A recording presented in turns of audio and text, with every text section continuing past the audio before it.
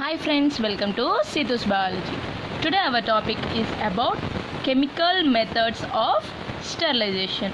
In the last video I already gave the detailed information about the physical methods of sterilization. Today we are going to deal with the chemical methods of sterilization. Let's see what are chemical methods. Actually there are variety of chemicals, means we are using variety of chemicals as an antiseptics and the disinfectants. I already said in the previous video in the introduction of the sterilization and the disinfectants, actually the disinfection is a main role playing the destruction of the pathogenic organisms which are causing infection. The compounds which are used for the destruction of the pathogenic microorganisms are known as the disinfectants. Means these chemicals, the variety of chemicals are used to play that role as a disinfectants and also the antiseptics. Actually the chemical methods of the sterilization is an ideal antiseptic disinfectant should have, means each and every chemical which is playing a major role as an antiseptic and the disinfectants must have the some characteristic features. Let's see what are those. Every chemical must have the wide spectrum of activity, means that chemical must fight against or the act against all the microorganisms, means nothing but bacteria, viruses, fungi, like that. Means that chemical must act on the different microorganisms, that is known as a wide spectrum.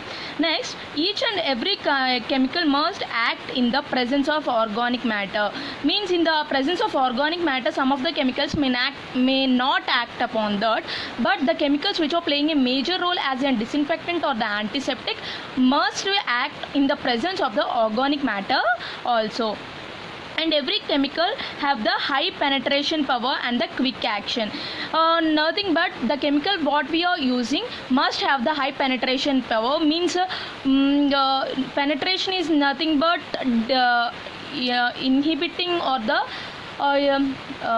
going inside, must have that power, and quick action, it must act very quickly, and it should be stable. The chemical must be stable and effective in the acidic as well as the alkaline conditions. Means if the chemical is acting on the acidic conditions or in the alkaline conditions, it must be stable. It cannot change the diversity or it cannot change the action due to that conditions, and the chemical must be compatible with the other disinfectants.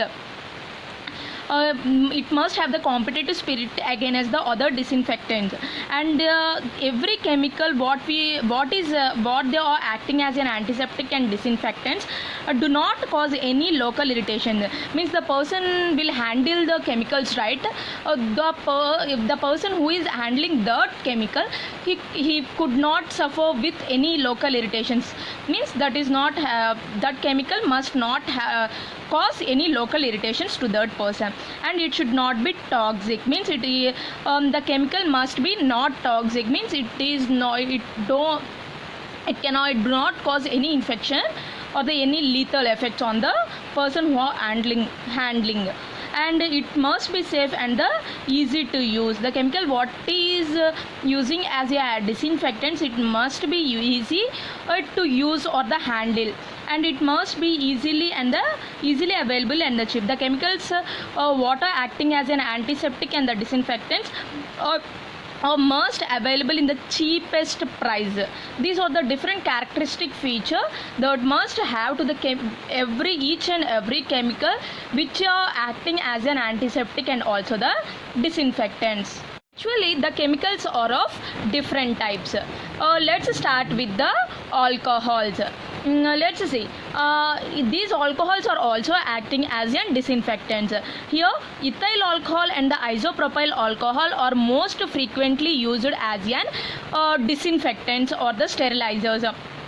uh, in which pattern in the how these are act against any microorganisms means these ethyl alcohol and the isopropyl alcohol are acting on the bacteria by denaturating their proteins, and these alcohols have the ability to kill the bacteria very rapidly, means very fast.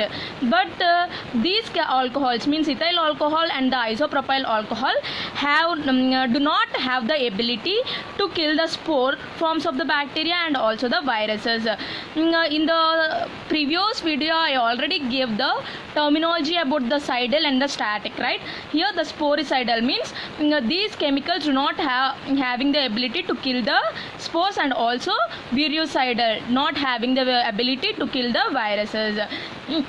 And these alcohols are also used mainly as an skin antiseptics, and mainly these alcohols are used in the concentration of 60 to 70% in water. If we use these alcohols in this concentration means it works very effectively.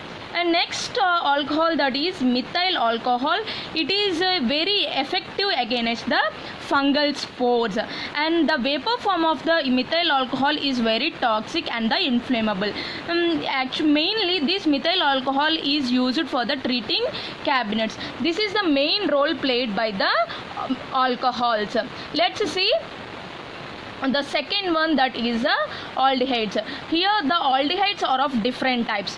Let's see what are those: formaldehyde, glutaraldehyde, and also the orthophthalaldehyde. Let's start with the formaldehyde. This formaldehyde is having the bactericidal, sporicidal, and virucidal activity. Means this chemical is having the ability to kill the bacteria, spore forms of the microorganisms, and also the viruses. Actually, this formaldehyde is used in the two forms, that is the aqueous form and also the gaseous form. And mainly this formaldehyde is used in the form of the 10% aqueous solution routinely. And let's see what are the main means in which way we are going to use this formaldehyde. Mainly means this formaldehyde is used for the preservation of the tissues for histopathological examinations, and it is also used to sterilize the bacterial vaccines, and it is also used to prepare the toxoid from the toxin, and it is also used to kill the bacterial cultures and the suspensions. These are the different roles played by the formaldehyde. Let's see with the second one, that is glutaraldehyde. It is very effective against the bacteria, fungi, and the viruses. Actually, it is less toxic and irritant to the eyes and skin. Comparable to the formaldehyde, glutaraldehyde is less toxic and it do not cause any irritation to our skin and the eyes. But the formaldehyde may cause irritation to the skin and the eyes. Actually, this glutaraldehyde is used as a 2% buffered solution, and it is available in commercially in the market in the form of Sedex. It is used as a delicate, means it is mainly used to the instruments that are very delicate and which are made with or having the lenses to them. Mainly these are used for the sterilization of the cystoscopes, endoscopes, and the bronchoscopes. And the plastic endotracheal tubes are also sterilized by using this chemical. And the face masks are also get sterilized due to this, and also the anesthetic tubes are also get sterilized by using this glutaraldehyde chemical, which is a part of the aldehydes. Let's go with the final one, that is the orthophthalaldehyde. It is a high level disinfectant. It is more stable, means when we are going to store this orthophthalaldehyde, it is become very stable during the storage, and it is more rapidly work on the mycobacteria than the formaldehyde. The mycobacterial species are these are not susceptible to any chemical, but it is more susceptible to the orthophthalate comparable to the formaldehyde.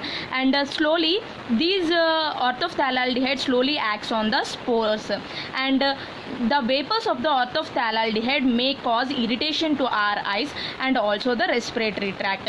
These are the main roles played by the aldehydes, which are of three types: formaldehyde, glutaraldehyde and the orthophthalate. Let's see with the third one, that is phenols. Actually these phenols are produced by the distillation of the coal tar. This coal tar is distillized to produce the phenols. At which temperature this coal tar is going to distillized means at between the 170 and the 270 degrees Celsius. Actually these phenols have the lethal effect. These having the lethal effect because these are acting upon the cell membrane of the microorganisms and causing the damage to this cell membrane. After means if that phenols are going to damage the cell membrane, means the cell components what resembled inside the cell are going to release after the cell membrane damage, thereby the cell lysis may cause finally. Actually the phenols are used in the 1%, means if the phenols what we are using in the 1% that have the capability of the killing bacteria, means it is having the bactericidal actions. Actually the phenols are containing the different derivatives. Let's see what are those. Cerols, chlorohexidine and the chloroxylenol and the hexachlorophene. Let's see with the first one, cerols. In the cerols, lysol is a solution of the cerols in soap. In the cerols, the lysol is a main solution which is mainly present in the soap. It is used mainly for the sterilization of the infected glasswares and also the cleaning floors. For the cleaning floors also we are going to use this cerols. Let's see with the chlorhexidine. Savlon is in the chlorhexidine, Savlon is widely used in wounds for the cleaning of the wounds and also preparative disinfection of the skin and also cleaning the disinfecting for the skin. Also we are going to use this Savlon, which is the chlorhexidine having the chlorhexidine property, and it is mainly used for the for what say we are going to use this means to kill the bacteria at a high dilutions. Means if we use this chlorohexidine in the higher concentration, it must kill the bacteria. Mainly it is going to act against the gram positive bacteria comparable to the gram negative bacteria. This is the main role played by the chlorohexidine. Let's see chloroxylenol. Chloroxylenol is an active ingredient of the Dettol. In our daily life we are going to use this Dettol, right? This is nothing but the chloroxylenol. It is less toxic and less irritant to our skin. And next go to the hexachlorophene. It is more active against the gram positive bacteria than the gram negative bacteria. Means it is having the capability to kill the gram positive bacteria when compared to the gram negative bacteria, and it is applied on the skin for the and it is also having the bacteriostatic ability when we use this hexachlorophene in the higher dilutions. These are the phenol derivatives. These are the main roles played by the phenols. Let's see with the fourth one, that is halogens. Halogens are nothing but chlorine and the iodine are commonly used as disinfectants in the halogens. These actually the chlorine is used in the water supplies. We know that in our daily life the water are chlorinated, means they are getting sterilized by using this chlorine. These are used in the water supplies, swimming pools, food and dairy industries also this chlorine is going to use widely. What are the chlorine compounds? Mainly means bleaching powder, sodium hypochlorite and the chloramine. Means the chemicals what we are using in the water pots. Daily we are seeing, right, the municipality person come and spray the chemical over our pots, containing water, right?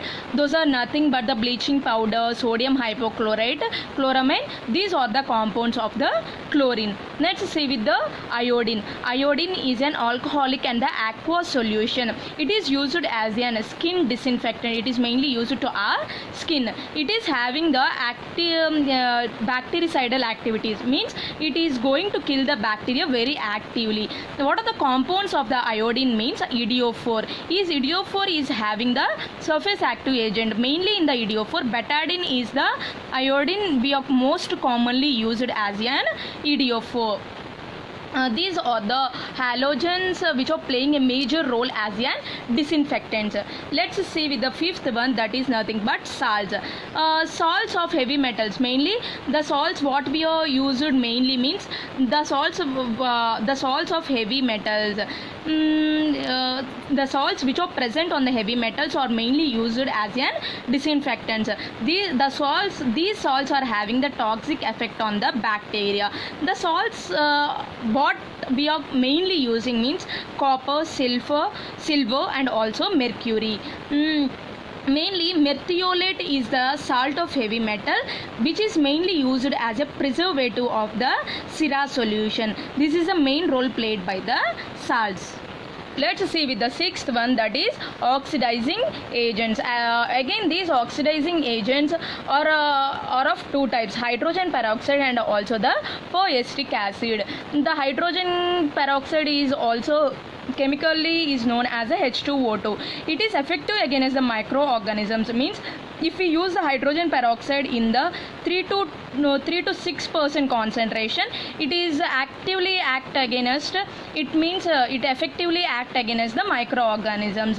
If this hydrogen peroxide is going to kill all the microorganisms including the spore forms also, we have to use the 10 to 25% of the hydrogen peroxide. It is mainly used, means in which way it is going to sterilize the articles or the objects. To which articles it is going to be used as a sterilizer, means for the contact lenses, surgical prosthetics and also the plastic implants. These are the different roles played by the hydrogen peroxide. Let's see with the second one, that is the peractic acid.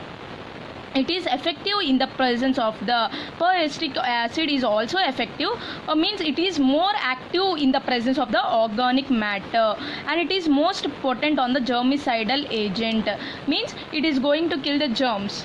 It is mainly used in the plasma sterilization procedure, means it is used to sterilize the plasma. Mainly these are the roles played by the hydrogen peroxide and the peractic acid of the oxidizing agents. Let's see with the seventh one, that is surface active agents. The surface active agents are nothing but the substances which are going to alter the energy and these agents are going to change the energy and produce the reduction of the surface tension. Those substances are known as the surface active agents. These surface active agents are also known as the surfactants. Actually, these are classified into 4 types. Those are the anionic surfactants, cationic surfactants, non-ionic surfactants and also the amphoteric surfactants. These anionic surfactants are mainly, for example, soaps. These cationic surfactants are mainly act on the bacteria, and amphoteric or gram positive and the gram negative. Those are all having the ability to kill or to destruct the pathogenic microorganisms. Let's see with the 8th one, that is nothing but dyes. Dyes are nothing but coloring pigments. Actually, these dyes are of 2 types, aniline dyes and also the acridine dyes are mainly used as an disinfectants. These dyes are going to use as a skin antiseptics, and these dyes are having the bacteriostatic effect, means these are going to destruct the bacteria, but these are not having the ability to kill the bacteria. And Aniline, let's see what are the dyes come under the aniline dyes. Those are the crystalline violet, brilliant green and the malachite green, or the dyes come under the aniline. These aniline dyes are going to act against mainly on the gram positive bacteria. Let's see with the acridine dyes. Acreflavin, euflavin, proflavin and the aminocrine. These are the different dyes come under the acridine dyes. These are also having the these are also act against both the gram positive and the gram negative bacteria. These are the main roles played by the dyes. Let's see with the last one, that is the gases. Gases are of three types: formaldehyde gas, ethylene oxide and also the beta propiolactone gas. Actually this formaldehyde gas is used as an is used for the fumigation of the operation theaters mainly. Means it is used to sterilize the operation theaters in the form of a fumigation process. And ethylene oxide is used to sterilize the plastic, rubber articles and also the ear and lung machines, heart and lung machines, and also different machines are also getting sterilized by using this ethylene oxide gas.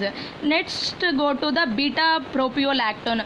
Actually this beta propiolactone is having the carcinogenic activity. Means it must be handled very carefully, because if the person is who are handling these gases for the sterilization process, if this gas is going to interact with that person, means the person may affect with the cancer. This is having that ability.